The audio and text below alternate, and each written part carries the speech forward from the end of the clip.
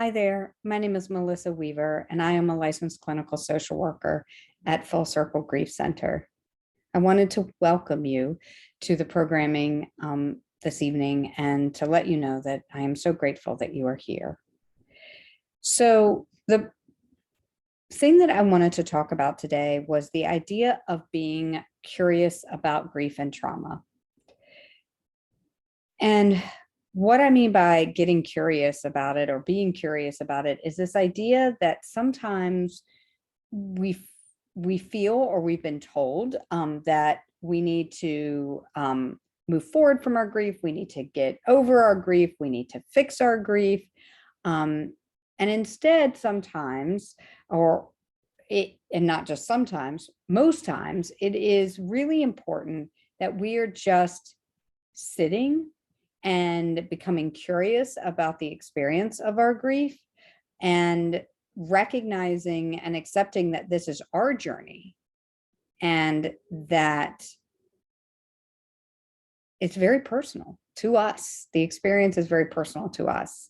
If I know one thing about grief, it is that there is no one way to grieve. And there is no one experience. It is very personal to the individual. And that is something that we as a society and we as health professionals, it's very important that we have a level of respect related to that and a level of acceptance. So as we're going to go through this program this evening and we're going to become curious about our grief and we're going to explore these different thoughts and feelings and emotions, I want you to encourage you to pause whenever you need to pause, to take a break at times that work for you, that you need, and to recognize that this experience is your experience alone and that no one can tell you how to have this experience, and they shouldn't.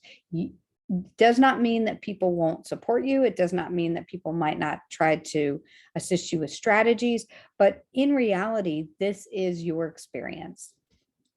So this evening, as we are getting curious, another thing to consider is that grief is a lifetime journey. That does not mean that you will experience the same symptoms or the same experiences throughout your grief journey. That is going to shift and adjust as time does. So what we experience in the beginning isn't necessarily what we will experience in the end. I look at grief almost like a wound on the arm, or I've recently hurt my hand, so a wound on the hand or the finger, where when we first harm, are hurt in that area, it is very raw. We can feel every single piece of it. It's very, we have to be extremely careful. And a lot of times it limits what we can do. Over time, as it heals, we have a scab that forms, or we might have a layer of skin that forms, or we might have healing in a bone that occurs. And when that happens, we still know it's there. We can still feel it. We still have to be cautious, but we can do a little more than we did before. We can maybe lift something. We can maybe participate in an activity that we couldn't for a while. Then when it is fully kind of, the scab is gone, there's a scar there. We can't feel pain anymore necessarily, but we always know it's there. It might not feel exactly like it did before. It might not look exactly like it did before, but we can use it and we can move it and we can do things with it. That's life following grief. And that's kind of how it progresses. And it progresses at different rates for every person. And sometimes it might progress a little ways, and then it might cycle back to where it was, and then it might progress a little ways or travel down a certain path if you don't care for the term progress. And then it might cycle back. And that is the journey. It's a road. It's a road that doesn't have an end point. It just has turns and it has different pieces of it. So as we go through this process, one of the things to really think about is, You know your journey better than anyone else knows your journey. So advocating for yourself, self-reflection, knowing where your limitations are, knowing where your boundaries are, knowing what helps, what strategies work. You know your journey better than anyone else. So we're going to participate in a little bit of an activity, and I encourage you to pause the video as we move through this. So the first, we're going to get curious, and we're going to ask 3 questions. One question is, where are you right now? Where do you want to be? And how do we get there? So what I want you to do is I want you to take out a piece of paper and a pencil, and you're going to journal about where you are now. It could be where you are in your journey. It could be where you are physically, emotionally, spiritually. Remember that when you journal, the big thing about journaling is there is no time constraint on journaling. If you're free journaling, you don't even have to write. You can draw pictures. You could do audio. You are just taking a moment to allow your feelings to come out and express themselves and your thoughts. That is what we're doing here. There is no right or wrong way to do this. So I want you to pause the video, and I want you to take whatever amount of time you need to draw, write, record where you are now. Where am I right now? Again, it could be physically, spiritually, emotionally. It could be physical. Where am I? Do I still live in the same house? And if I do, is it triggering? Or did I have to move somewhere else? Or am I staying with someone else for right now? So pause the video, and then we'll come back together. So welcome back. I'm grateful that you had the opportunity to journal. What I want you to do right now is reflect on that journaling. When you reflect on those pieces, when you wrote about where you were, was it a physical piece? Is it somewhere where you are and you maybe want to move somewhere else? Is it somewhere where you're feeling like you are physically in the place that you need to be? It feels safe to you. Is it a spiritual place that you're in? Is it an emotional place, or is it a cognitive place? Is it a place of great thinking and reflection, and you're kind of in your own head processing things? Where are you right now, and what does that feel like?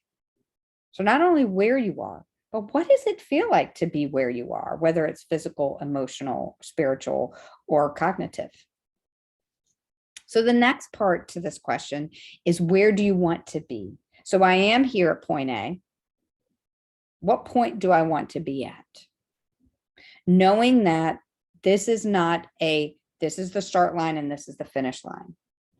This is a very flow process where it's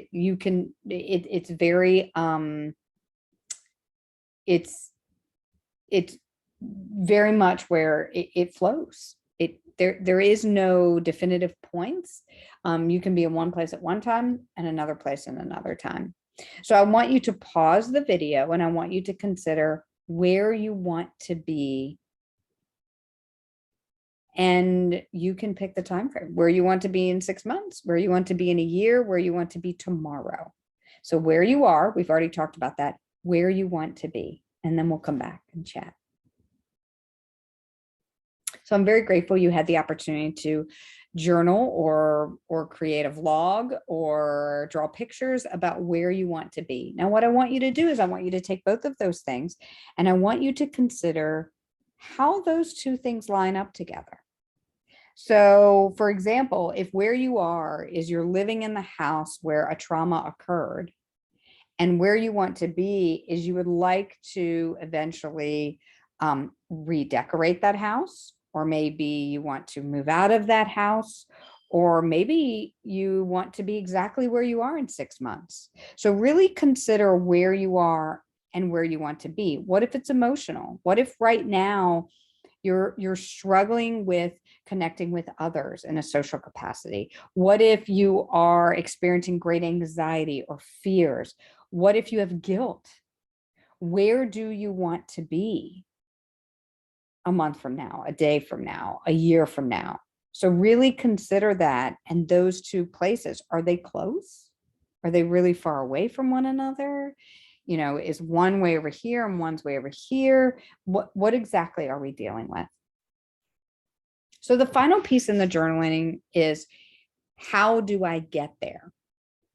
So this is a little bit more in depth because you really have to consider, okay, so if this is where I am and this is where I want to be, I'm creating a bridge, right? I'm creating a bridge, or maybe I'm creating a tunnel, or maybe I'm taking a flight, or maybe I'm being carried. Maybe I'm floating there. Like, you really have to consider, what is it going to look like to get there? And what is it that I need to do that? So for example, let's take the example of, I'm living in the house where the trauma occurred and I'd like to redecorate the house. So living in the house, the same house that where it looks the same, want to redecorate, the bridge is going to be how you get there. So maybe part of that bridge, part of the building blocks of that bridge is having other people support you. Maybe part of having that building block of that bridge is creating a design. Maybe having a part of that bridge is, I need to find a special place to house all of the wonderful memories that maybe I also need to put somewhere for now because they're triggering. So really think about what that bridge is going to look like. So let's take a few moments and let's journal about that, and then we'll come back. So welcome back. Thank you so much for participating in that journal activity. So now that you have the where am I, where do I want to be, and how I get there, then the next step is, what is the pace for you? Because everyone's pace is different. So I might be ready to start to step onto that bridge tomorrow, as to where you might need more time. So when you're developing this plan for yourself, this care plan is how I like to call, what I like to call it, this plan of care for yourself, is you have to consider several things. One is what I'm developing attainable? So if I say the house that I'm living in now creates triggers and trauma, and I would like to move 6 states away into a new house, and there's not the resources for that, then it's not going to be attainable. So then what we're doing is we're setting something for ourselves that we're not going to be able to get to, and that's going to create more anxiety and more stress. So we have to make sure that we're setting very realistic, where do I want to get to expectations. The next piece is timing. What is the timing of this? So can I do it right now is the first question. Is that even feasible? And should I do it right now is a second question. And then the final piece is, what resources do I need? So what help do I need in doing this? Or what tangible resources do I need in getting to this place? So as we come to a close in this activity, what I want you to remember is, every journey is individual. B, it is a lifetime journey. Grief and trauma are lifetime journeys, but they do adjust and change and flow over time. And C, you know your journey better than anyone else. That's the most important piece. You know your journey better than anyone else because it's your journey and you're walking it. So the thing to leave with is this: getting curious about this journey doesn't mean that we're leaving anyone behind. It doesn't mean that we're forgetting. It doesn't mean that we're disconnecting. It just means that we are exploring how we can integrate this grief and trauma into our existing life, so that our life, just like the wound on our hand,